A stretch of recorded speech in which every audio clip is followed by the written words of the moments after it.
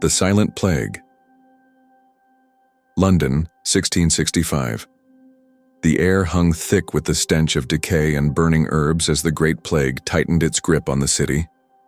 Dr. Nathaniel Whitlock, a weary physician, moved through the stricken streets, his mask stuffed with lavender and mint, though he knew it did little to ward off the miasma of death.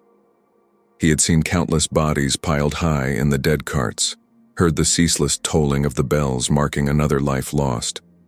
But something darker festered beneath the chaos, something unnatural. It began with whispers. Families spoke of loved ones who had succumbed to the pestilence only to vanish from their deathbeds before the corpse collectors arrived. No stolen jewelry, no signs of struggle, just empty sheets, cold and damp with sweat, and a faint, almost imperceptible symbol carved into the floorboards. A spiral, its lines shallow, but deliberate. At first, Nathaniel dismissed it as the work of grief-maddened survivors. But then he saw it himself.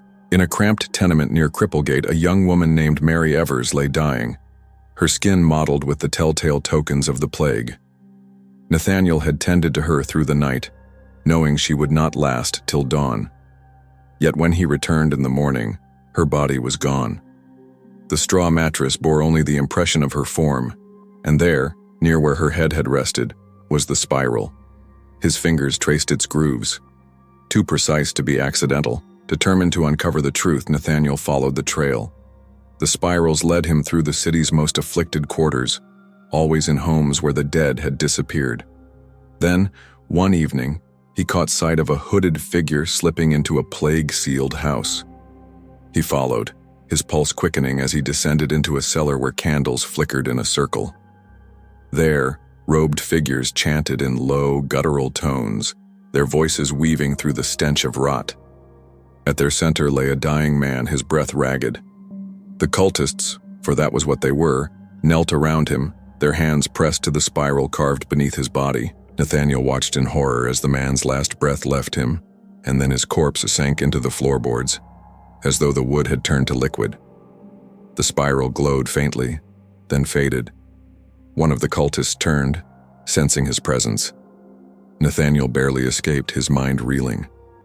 These fanatics believed the plague was not a scourge, but a divine purge, a cleansing fire sent to burn away the unworthy. And they were feeding it. His investigations led him to the city's sealed catacombs, ancient tunnels barred after rumors of something lurking within. Armed with a lantern and a flintlock, Nathaniel ventured into the darkness. The air grew thick, wet, as though the very walls were breathing. Then he saw it, a pulsating mass of shadows and bile, coiled in the heart of the cavern. The plague was not just a disease, it was alive, hungry, and with every soul the cult sacrificed, it grew stronger. The final horror came when Nathaniel realized the cult's leader was someone he knew, Dr. Elias Graves, a fellow physician who had once been his mentor. Graves stood before the writhing darkness, his arms outstretched. "Can you not see its beauty?" he rasped. "It does not kill blindly, it chooses.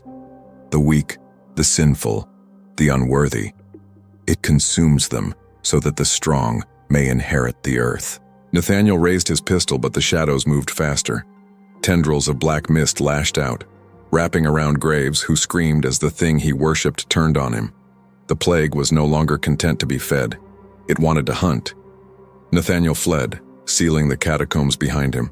But as he staggered into the dawn, he knew it would not be enough.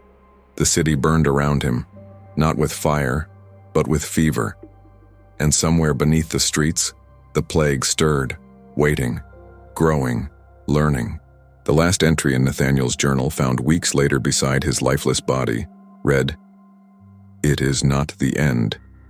It is only the beginning." And in the silence that followed, the spiral continued to spread,